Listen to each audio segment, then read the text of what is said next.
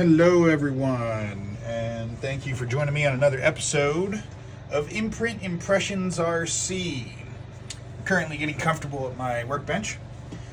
Today's episode is beadlocks. This is an arthritis-induced horror for a lot of us in the RC world, mainly because of all the screws. So on these beadlocks, you only need two sizes of hex. You have these little 1.5 millimeters, and then you have these 2.5 millimeters. They're not overly exciting to do. I really don't care for them. I will be using my Fantic to help me out in this, help me kind of zip these down. Now, this doesn't have the torque behind it to snug these down, all these little screws down all the way, but it's enough to get them in there so when I come back and I hand tighten them, I'm not sitting here turning. It just makes life a little easier. And then also, very important, blue Loctite. Always make sure you blue Loctite any metal screws that go into metal, because if you don't, you're going to regret it. Because when one of these falls out, you can't really get replacement screws, and if you can find a hobby store that can get you replacement screws, they have to be identical. So I'm going to give you kind of my step-by-step of how I do beadlocks. And they are going on my old RC four-wheel drive Goodyear Wrangler Duratrack tires. I really like these tires. I like the Trepadors, the axial Trepadors a little better, but I do like these tires. I've had them out trailing, and you know, they did pretty good. Seen lots of reviews on the internet about them, and one gentleman was a little confused by these, and a video I watched, he said he couldn't understand which lug goes on which side. And it does look, if you just kind of glance at it, it does look like they're different, but they're not. All the lugs on here are all the same. So this is not a directional tire like the axial Trepadors are. But so the way I like to do this is I like to separate this, and then I like to screw this ring down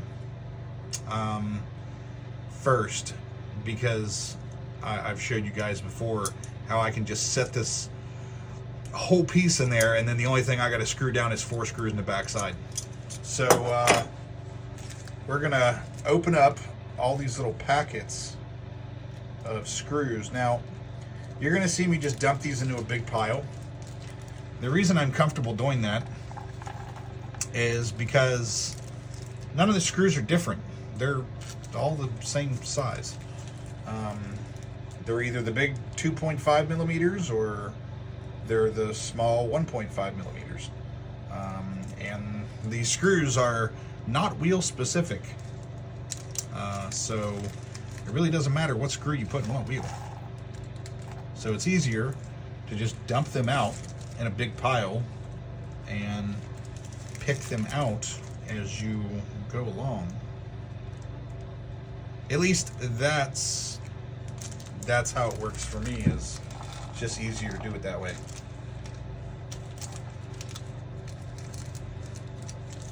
And also, if you guys have watched my videos, my how-to videos and my description videos, and you like what you see, don't forget to hit that like button, hit that subscribe button, and the notification bell so you can get notified when I put new videos up.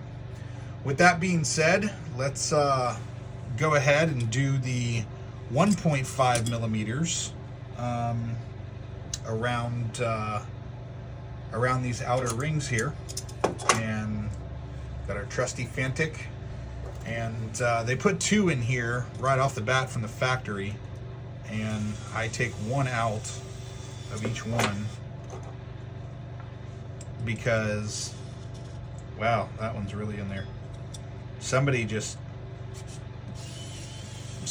kind of like went ooga dooga on that. It's like they went extra ooga dooga on that. So I've noticed a little trick with beadlocks.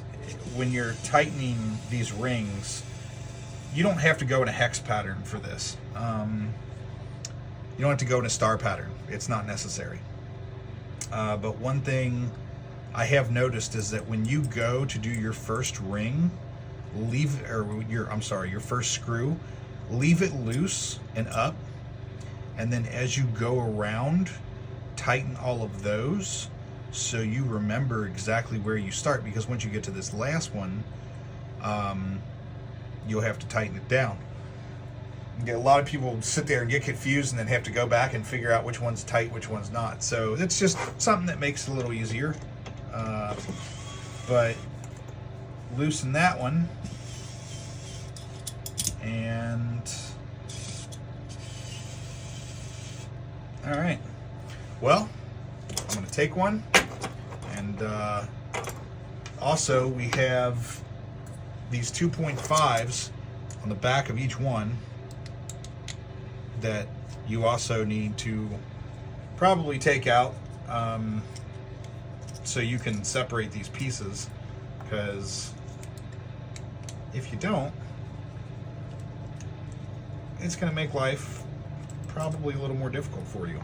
And again, all these screws are the same size, so it doesn't matter. But yeah, you get rid of these 2 pieces first, and then you can come back and put it all back together. Anyway, I'll get these out of here, and then I'll start on the small screws. So stay tuned to watch it develop.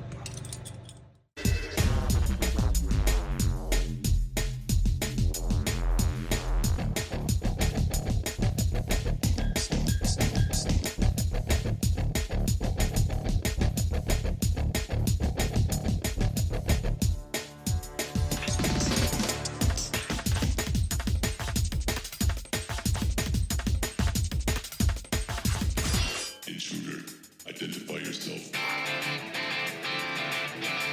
Technical difficulties.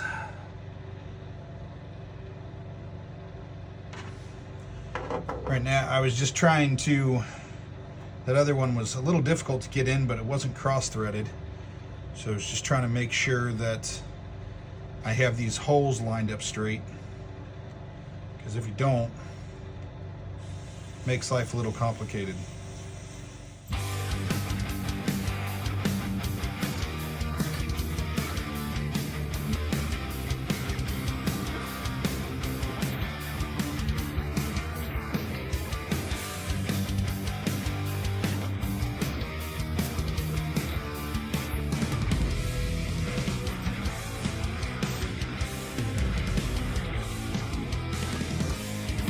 Switch to the 2.5 manual.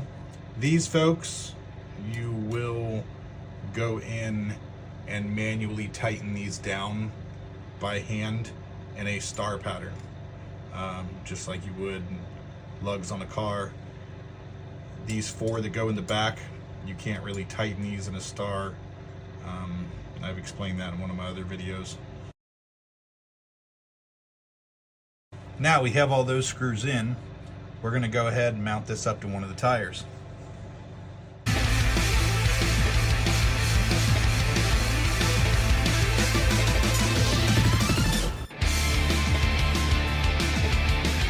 The little drill just didn't have the gumption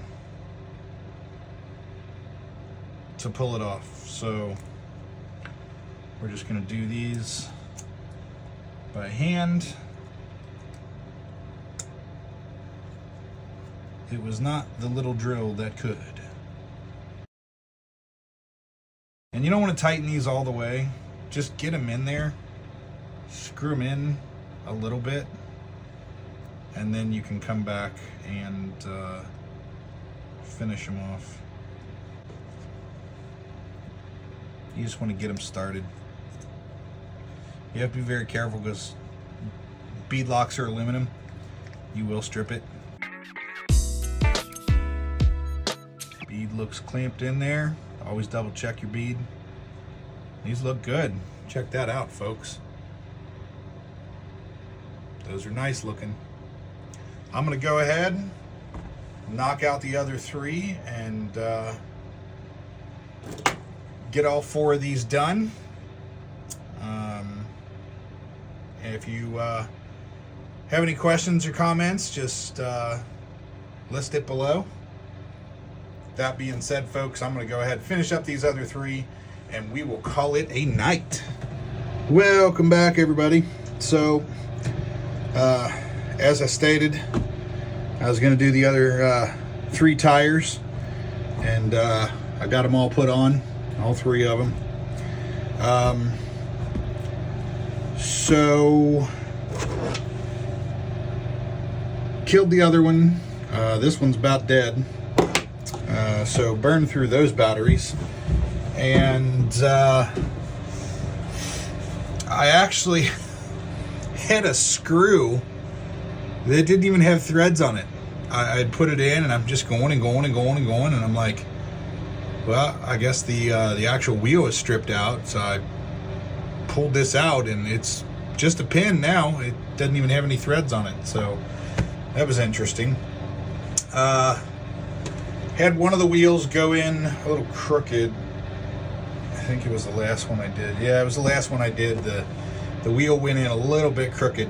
But always make sure you use Loctite on all your screws. You do not need to use tons, just a little, how to describe, just like a hair thin layer of it is more than enough to hold these things in. And you don't have to put a lot of pressure when you're tightening all these down. When you go back over and you're going through each one, just snug it. Just hand tight, just snug it. Do not ooga dooga these things, because these are not super strong steel screws. They will snap. Threads will rip off. They do make a tool, actually. They make a tool available that'll actually compress this for you to make it a little easier to put the screws in the back. I don't own one, so I just manually squeeze it together while I'm starting the threads, and then once I get one in, flip to the other side, squeeze that, get that in, and then the rest is history. But yeah, all 4 of them are now finished and ready for my other 10-3. And that's all I have for this evening, folks. Please hit the like and subscribe button. Also hit the bell for notifications when I have a new video coming up. And I will catch y'all later on another episode of Imprint Impressions RC.